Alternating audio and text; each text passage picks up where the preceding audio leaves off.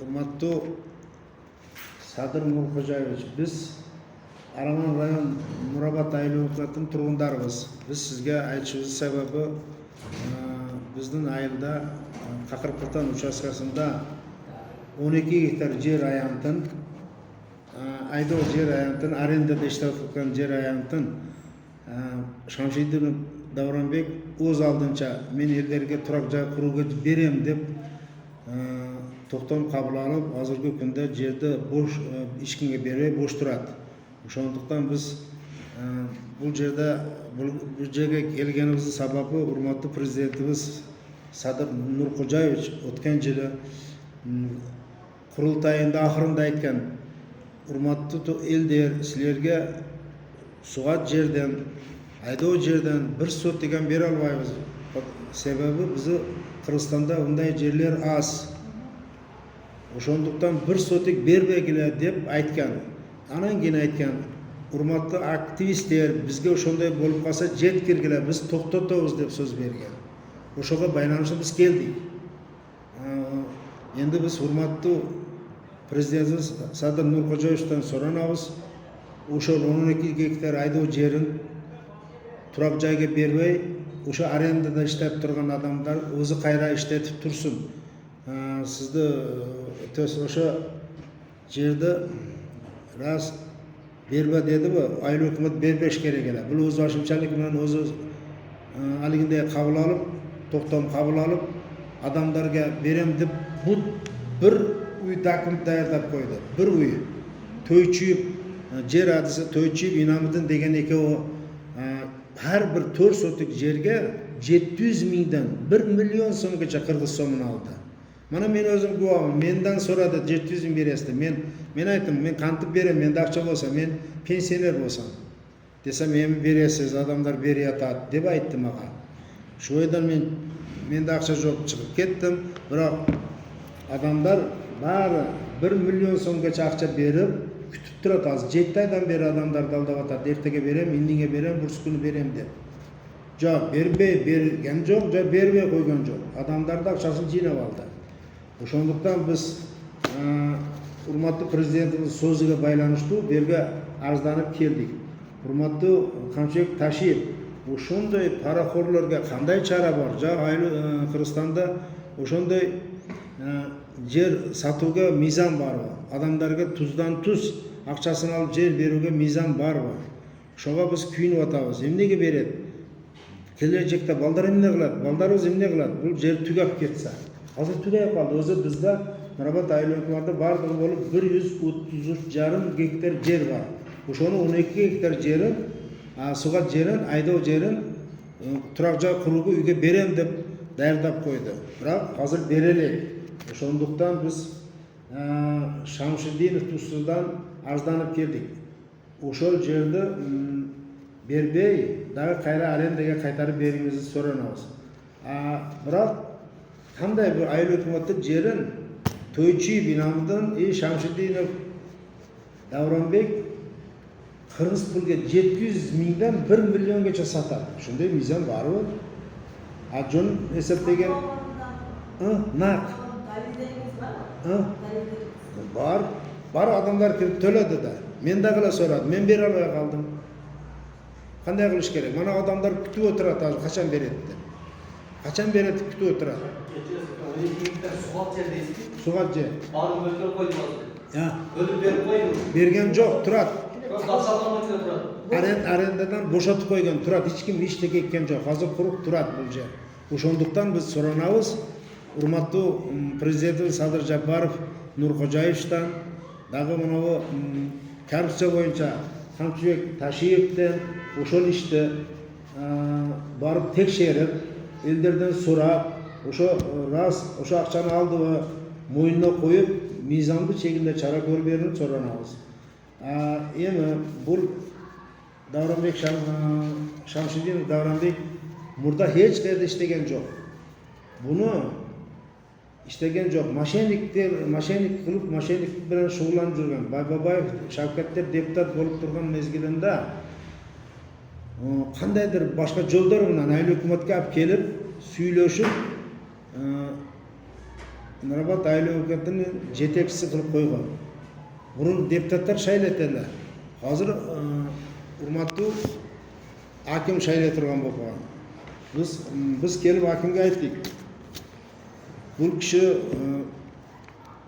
Шамшид Давранбек коррупционер болса, шондадан ақша алса, қантып сіз бұны қайра қоясыз десек, үн шықпай мен қараймын, болса қоймаймын, 4 кандидат бар, шоның бірасын қоям деп вада беріп тұрып, дағы қайра өзіні қойып қойды. Бұл Шамшид Давранбек мошенник болса, ақша алса елдерде, масалан, қандай бұны қайра қояды? Масалан, елдер айтып атады, менде манша алып атады, анша алып атады. Мана колхоз малында Қақырқылтан учаскасынан мал ферраничиден бош қалғаннан кейін колхоз тарқады ғой, жер бош қалды ғой, ошерден бұт адамдарға жер берген, үй құруға. Ошол трансформация болбой қаптыр деп 70 үй боладан ошо мына Тойчиев инам деген жер адысы 70 адамдан 18 000 сомнан ақша жинап алды. Бұны жинап берген адам да бар. Өзі айтады, қандай болып кетті? Жана сос объекттерден бұл мынау Шамшидинов Давранбек сос объекттерден, мактаптан, лицейден Байбабаевтерге жер берген, мактаптан башқа адамға берген жер, 6 сотық жер. Байбабаевтерге екті тұрап жай құруға жай беріп қойған. Бұлар егерлер тұрады қазір сос объекттен. Ешкімге құлақ сабайды, ешкімге бербейді. Бұны кім қарайды? Бұны кім текшіреді? Ошондуктан біз жерге келіп отырабыз. Урматтуу президентибиз мына бу Тойчиев инам мактаптан берген жерге 500 000 сом адамдан ақша алған. 500 000 сом. Алып келіп, именно шу Шамшид Давранбек екеуі болышқан бұл ақшаны. Бұл адамдар айтып атады да біз алдық ақшаға. Agar bu söz bol olsa çıkmaydı da kalktan geledi. O sözünün hiç kim ayıpmaydı da bunu.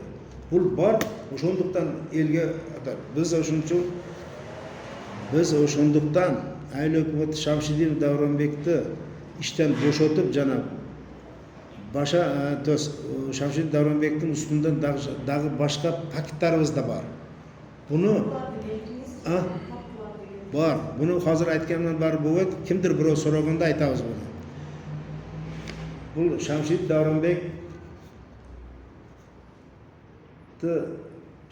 үкімет басшысыға Данияр Жанықұлов, ошол 12 Данияр Жанықұлов дегенде өкімді іштеген кіші бар, болшы. Ошоға ажданғанымызда барып 12 гектар жер торысында бұл жер аянда арендада тұрады екен. Жер аянда арендада тұрады екен. Ошон үчүн суга жер, айдоо жер бербейсин турак жай үчүн деп так токтотуп койгон. Мурдагы жерлер. Бирок бүйүл бул. Дагы эле ошону күтүлөп, акча алуу максатында күтүлөп, токтом кабыл алып, документ даярдап койду. Элге берем деп. Кандай болуп кетти? Президент берип атса, бул берем десе. Бул президенттик керек болса, андан ташкары бул Шамшидинов Давранбек Өзбекстан вакыясында Андижан облусунда катышкан туугандары бар. 2005-жылы учетка алынган. Ошо туугандары Шамшидиновдер бар, Шамшидинов учетка алынган. Потому что булар Өзбекстанга өтүп Андижан окуясында катышкан. Бул кандай өкмөт башчысына келип калды? Учетте турган адам. Биз буга да наразыбыз. Эми урматтуу Камчыбек Ташиев азыркы айыл өкмөт боргонде Байбабаевтер дегендер бар. Бул Байбабаевтер айыл өкмөтүнүн жерлерин мыйзамсыз соц объекттерден эгелеп алган. Жерлерди Лангар участкасында Узунбак 84 сотук, Гиласбак 5 гектар, Урукбак 20 сотук, лицейдин ичинден жерлерди алып койгон. Азыр поштаны да алып мыйзамсыз документ менен, подделка, дагы кандай деп, калбаки документ менен поштаны да алып мен үй құрам деп 15 сотик жерін егелеп тұрады. Бірақ Ош облыс сотторуга берсек, соттар да Байбабайдан қолдап 4 жол сот болғанда барлық Байбабайдарға тоқтам қабыл алады. Ош облыс соттары, Бишкек соттары қайтарып берді. Бұл манау жер сос объект екен, бұны қайта қарайсыңарды қайтарып берген. Чайхана айлы үкіметті балансында тұрады. Байбабай ұлық егелеп отырады. Урматты Қамшыбек Ташиев, бұл іштерді бір өзіңіз қарап, шешіп бермесеңіз, ешкім құлақ салғаны жоқ. Біз қанша айтпайлық, бізді қарапай елді ұқа тұрған адам жоқ екен. Ошондуктан біз манау Акспресске келіп, сіздерге через Акспресс арқалы мұражат қылып атабыз. Ошо 12 гектар жер аянтын жана қайтарып арендаға беру, елдерге қайтарып беруін сұранабыз. Айлымат өкімет башчысын Шамшидинов Давранбектин иштен бошотуп, шериге тойчуп, Инамудиндин акча жыйнап, экөө болушкан Инамудинди дагы иштен бошотуп, мыйзам чегинде чара колдо бериңерди сиздерден суранабыз.